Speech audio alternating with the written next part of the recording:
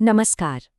आज हम बात करने वाले हैं एक ऐसे शहर की जो सिर्फ एक जगह नहीं है, बल्कि जिसमें भारत की आत्मा की एक झलक दिखती है।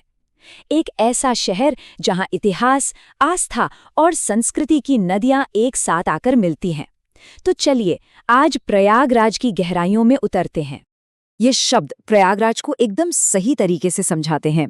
मतलब ये सिर्फ ईंट और पत्थर से बना एक शहर नहीं है, ये तो करोड़ों लोगों की भावनाओं और उनके विश्वास का जीता जागता केंद्र है। सच कहूं तो यहाँ की हवा में ही एक अलग किस्म की आध्यात्मिकता महसूस होती है। तो चलिए, सबसे पहले शहर के इतिहास की परतों को खोलते हैं।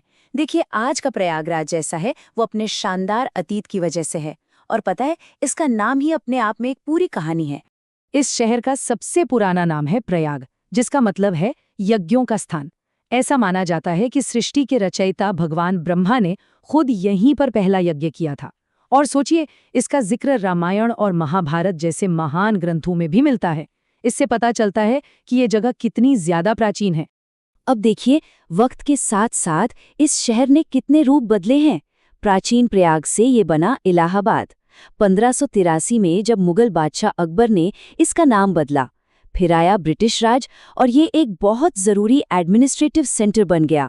और हाँ, भारत की आज़ादी की लड़ाई का तो ये एक बहुत बड़ा गढ़ था। और फिर फाइनली 2018 में इसे अपना पुराना नाम प्रयागराज वापस मिला। अब बात करते हैं उस चीज़ की जो इस शहर को दुनिया में सबसे अलग बनाती है, और वो है इसकी आध्यात्मिक शक्ति। ये सिर्फ एक ज्योग्राफिकल लोकेशन नहीं है, समझिए कि ये करोड़ों लोगों के लिए आस्था का एक महासागर है। और जब हम प्रयागराज की बात करते हैं तो सबसे पहले जहन में क्या आता है? त्रिवेणी संगम, है ना? यहाँ भारत की 3 सबसे पवित्र नदियां आकर मिलती हैं, गंगा, यमुना और तीसरी वो नदी जो दिखती नहीं, सरस्वती। कहते हैं कि संगम में लगाई एक डुबकी मोक्ष के बराबर होती है। और यहाँ आस्था का जो पैमाना है ना, वो सच में हैरान कर देता है। हर 12 साल में एक बार यहीं संगम के किनारे लगता है कुंभ मेला, जो दुनिया का सबसे बड़ा धार्मिक मेला है।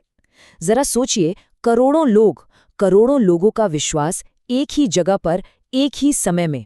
वाकई ये दुनिया का सबसे बड़ा और सबसे शांतिपूर्ण जमावड़ा है। लेकिन बात सिर्फ आस्था की नहीं है। ये शहर हमेशा से एजुकेशन, लिटरेचर और पॉलिटिक्स का भी एक बहुत बड़ा हब रहा है। यहाँ से देश को इतने बड़े बड़े नेता, स्कॉलर्स और थिंकर्स मिले हैं जिन्होंने भारत का भविष्य तय करने में एक बड़ा रोल निभाया। तो चलिए, अब इस शहर की कुछ उन ऐतिहासिक इमारतों और जगहों की एक छोटी सी सैर करते हैं, जहाँ गुजरा हुआ कल आज भी जिंदा है। और ये जगहें सिर्फ घूमने फिरने के लिए नहीं हैं, ये तो समझिए कि इतिहास की खुली किताबें हैं। जैसे इलाहाबाद का किला है, आनंद भवन है, खुसरो बाग और चंद्रशेखर आज़ाद पार्क। ये सिर्फ नाम नहीं है, ये तो इतिहास के वो पन्ने हैं जो हमें मुगल दौर से लेकर आज़ादी की लड़ाई तक की पूरी कहानी बताते हैं। तो चलिए, इनमें से कुछ खास जगहों पर जरा और गहराई से नजर डालते हैं। एक ही जगह कैसे 2 अलग अलग जमानों की कहानी कह सकती है, इसका सबसे अच्छा उदाहरण है ये पार्क। पहले इसका नाम था एल्फ्रेड पार्क, जो ब्रिटिश राज की एक निशानी था। और आज हम इसे जानते हैं चंद्रशेखर आज़ाद पार्क के नाम से। ये वही जगह है जहां हमारे महान क्रांतिकारी चंद्रशेखर आज़ाद ने देश के लिए अपनी जान दे दी थी। अब आते हैं आनंद भवन पर। ये सिर्फ नेहरू परिवार का घर नहीं था, बल्कि एक तरह से ये आज़ादी की लड़ाई का हेडक्वार्टर था। सोचिए, यहीं पर बैठकर आज़ादी की लड़ाई के कितने ही ज़रूरी फैसले लिए गए, देश के भविष्य का ताना माना बुना गया। और गंगा के किनारे शान से खड़ा ये विशाल किला, इसे बनवाया था बादशाह अकबर ने। ये मुगल आर्किटेक्चर और मिलिट्री इंजीनियरिंग का एक शानदार नमूना है। आज भी इसकी दीवारें गुजरे ज़माने की ना जाने कितनी कहानियां सुनाती हैं। तो आखिर में हम प्रयागराज को क्या कहें? ये सिर्फ नक्शे पर एक शहर तो है नहीं, ये उससे कहीं बढ़कर है। ये एक एहसास है, एक सोच है। कह सकते हैं कि प्रयागराज सिर्फ एक शहर नहीं, ये भारत की आत्मा है। ये एक ऐसी जगह है जहां भारत की डाइवर्सिटी, उसकी गहरी जड़ें और लोगों का अटूट विश्वास सब कुछ एक साथ महसूस होता है। यहाँ के हर मोड़ पर इतिहास मिलेगा और हर लहर में आस्था। तो बस इसी एक सवाल के साथ आज की बात खत्म करते हैं। जरा सोच के देखिए, क्या दुनिया में कोई और ऐसी जगह होगी जहां इतिहास और आस्था दोनों की धाराएं इतने खूबसूरत तरीके से आके मिलती हों?